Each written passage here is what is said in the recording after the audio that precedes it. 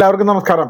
നമുക്ക് ഈ കഴിഞ്ഞ ദിവസം വളരെ ഒരു നമുക്ക് ഒരിക്കലും അംഗീകരിക്കാൻ കഴിയാത്ത ഒരു പ്രശ്നം നമ്മുടെ ഈ തൊഴിൽ മേഖലയായിട്ട് ബന്ധപ്പെട്ടുണ്ടായിരിക്കുകയാണ്.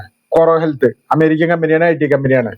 അതിൽ 800 തൊഴിലാളികളുണ്ട്. 600 തൊഴിലാളികൾ കൊച്ചി പാലാരിവട്ടത്തുള്ള തൊഴിലാളികളും, അതുപോലെ തന്നെ 200 തൊഴിലാളികൾ കോഴിക്കോടാണ് നിലനിന്നത് ജോലി ചെയ്യുന്നത്.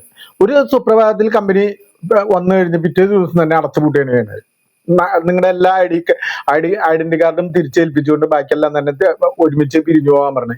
എന്ത് വിരോധാഭാസം നിങ്ങൊന്ന് ആലോചിച്ച് നോക്കിയേ. ഒരു രാജ്യത്ത് നിലനിൽക്കുന്ന ഒരു അവസ്ഥയാണ്. നമുക്കറിയാം, കേന്ദ്ര ഗവൺമെന്റ് കൊണ്ടുവന്ന ആ ലേബർ കോഡിന്റെ ഭാഗമായിട്ടാണ് ഇതെല്ലാം സംഭവിച്ചത്. ഞാൻ ശിവദാസൻ നന്ദിയായിട്ട്, social security for the nation പൗരാവകാശ സംരക്ഷണ എക്സിക്യൂട്ടീവ് ഡയറക്ടറാണ്. നമുക്കറിയാം, കേന്ദ്രം 2019 19-20 കാലഘട്ടത്തില് ലേബർ കോഡ് ഇന്ത്യൻ പാർലമെന്റിൽ അവതരിപ്പിക്കുകയാണ്. 2026 ഇത് പ്രാബല്യത്തിൽ വരികയാണ് ചെയ്തത്. 2025 നവംബർ 21 പ്രാബല്യത്തിൽ വന്നു. 2026 വന്നപ്പോൾ ചട്ടം ഭേദഗതി എല്ലാം അംഗീകരിച്ച് സംസ്ഥാന സർക്കാരൊക്കെ തന്നെ ചില ഭേദഗതികൾ വരുത്തിക്കൊണ്ട് ഇത് വ്യാപകമായിട്ട് അംഗീകരിച്ചിരിക്കുകയാണ്. നമുക്കറിയാം, ലേബർ കോഡിന്റെ ഏറ്റവും വലിയ ദുരന്ത ഫലം എന്താണെന്നുള്ള കാര്യം. അതിൽ ഒട്ടനവധി ന്യൂനതകളുണ്ട്. 29 തൊഴിൽ നിയമങ്ങളെയാണ് 4 കോഡുകളാക്കി മാറ്റിയത്. ഒന്ന് ആലോചിച്ച് നോക്കിയേ. നാളിതുവരെ പോരാട്ട സമരത്തിലൂടെ നേടിയെടുത്ത എല്ലാ ആനുകൂല്യങ്ങളും തന്നെ ഒരു പ്രത്യേക സുപ്രഭാതത്തില് മുതലാളിമാർക്കും അതുപോലെ തന്നെ വരേണ്യർക്കൊക്കെ തന്നെ, അല്ലെങ്കിൽ ഈ പറയുന്ന രീതിയിൽ മറ്റുള്ളവർക്ക് തന്നെ അടിയറ വെച്ച തൊഴിലാളികളെ മൊത്തം ഒന്നടക്കം അവരെ കൊള്ളയടിക്കാൻ വേണ്ടിയിട്ട് കേന്ദ്ര ഗവൺമെന്റ് കൊണ്ടുവന്ന തൊഴിൽ നിയമം, ലേബർ കോഡ് എല്ലാ രീതിയിലും ദുരന്തമാണ്. കോർപ്പറേറ്റുകളെ സംരക്ഷിക്കുന്നതിന് വേണ്ടിയിട്ടാണ് ആ നിയമം പ്രാബല്യത്തിൽ വന്നിരിക്കുന്നത്. എന്തിനു വേണ്ടിയാണ് ഇത് ചെയ്തത്? നമുക്കറിയാം, മുന്നറിയിപ്പില്ലാതെ സമരം നടത്താൻ കഴിയില്ല. 300 തൊഴിലാളികൾ ഉണ്ടെങ്കിൽ ഗവൺമെന്റിന്റെ അനുമതി ഉണ്ടെങ്കിൽ മാത്രം പിരിച്ചുവിടാൻ കഴിയുള്ളൂ. 100 തൊഴിലാളികൾ ഉണ്ടെങ്കിലാണ് ആദ്യം ഈ പരിപാടി പറഞ്ഞിരുന്നത് യഥാർത്ഥത്തിൽ. പക്ഷെ ഇന്നത്തെ ഒരു അവസ്ഥ ഒന്ന് ആലോചിച്ച് നോക്കിയേ. ഈ ലേബർ കോഡിന്റെ ദുരന്ത ഫലം നിങ്ങളൊന്ന് ആലോചിക്കുക. ഒരു സുപ്രഭാതത്തിൽ നമ്മളെല്ലാവരും തന്നെ ജോലിക്ക് ചെന്ന് കഴിഞ്ഞാൽ ഇത് യാതൊരു രീതിയിലുള്ള ഗുണവും നമുക്കില്ലാതെ പിരിച്ചുവിടുന്ന ഒരു അവസ്ഥയാണ് ഉണ്ടാവുന്നത്.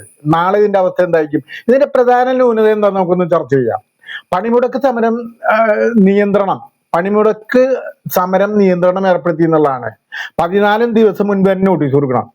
ഒരു സമരം നടത്തണമെന്നുണ്ടെങ്കിലേ, ഒരു പ്രശ്നം കമ്പനിയിൽ ഉണ്ടായി കഴിഞ്ഞാൽ അടിയന്തരമായിട്ട് സമരം നടത്താനുള്ള ഒരു അവകാശമില്ല. അത് 14 ദിവസം മുൻപ് നോട്ടീസ് കൊടുക്കണം.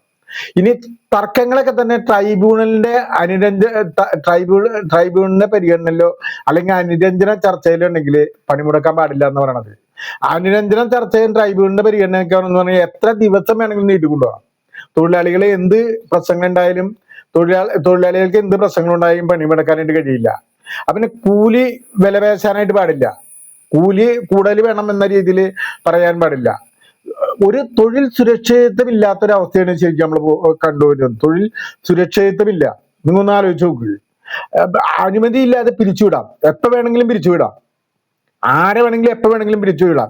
അതിന് കരാർ തൊഴിലാളികൾ വേണമെങ്കിൽ, ഇവർക്ക് നിയമനങ്ങളൊക്കെ തന്നെ സ്ഥിരം തൊഴിലാളികളില്ല, കരാർ തൊഴിലാളികളെയാണ് വെക്കണത്. അപ്പൊ കരാർ തൊഴിലാളികൾ വെക്കുമ്പോൾ തന്നെ വളരെ തുച്ഛമായിട്ടുള്ള വേതനം കൊടുത്താൽ മതി.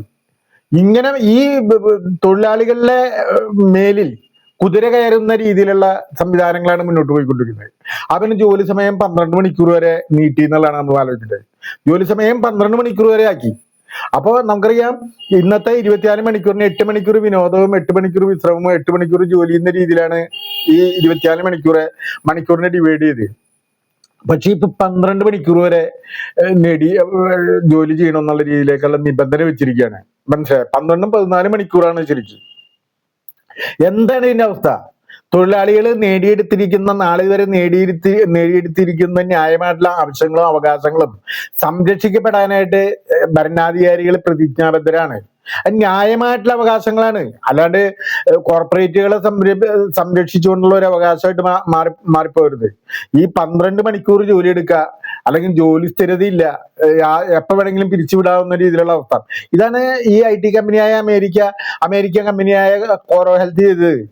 800 തൊഴിലാളികൾ പെരുവഴിയായി. ഇതുവരെ ഭരണാധികാരികൾ, സംസ്ഥാന സർക്കാർ അതിൽ ഇടപെട്ടിട്ടുണ്ടെങ്കിലും, ബിന്ദു കൃഷ്ണ തൊഴിൽ വകുപ്പ് മന്ത്രി ഇടപെട്ടിട്ടുണ്ടെങ്കിൽ പോലും ഇതൊക്കെ തന്നെ ഒരു നിയമത്തിനെ അല്ലെങ്കിൽ തൊഴിലാളികളെ മൊത്തം വഞ്ചിക്കുന്ന തരത്തിലുള്ള പ്രവർത്തനങ്ങളാണ് മുന്നോട്ട് പോയിക്കൊണ്ടിരിക്കുന്നത്. നിങ്ങളൊന്ന് ആലോചിച്ച് നോക്കുക.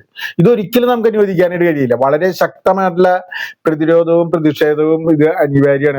എന്തായാലും 2019 ഈ നിയമം വരുന്നത്. 2019-20 കാലഘട്ടത്തിലാണ് ഇന്ത്യൻ പാർലമെന്റിൽ ആ കൊറോണ കഴിഞ്ഞതിന് തൊട്ട് പിന്നാലെ ഈ നിയമം പ്രാബല്യത്തിൽ വരുന്നത്.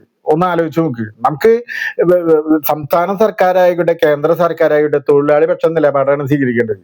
തൊഴിലാളികളെ ചൂഷണം ചെയ്യുന്ന രീതിയിലുള്ള പ്രവർത്തനങ്ങളായിട്ട് മുന്നോട്ട് പോകാൻ വേണ്ടി ഇതിൽ ചർച്ച ചെയ്യപ്പെടേണ്ട വിഷയമാണ്.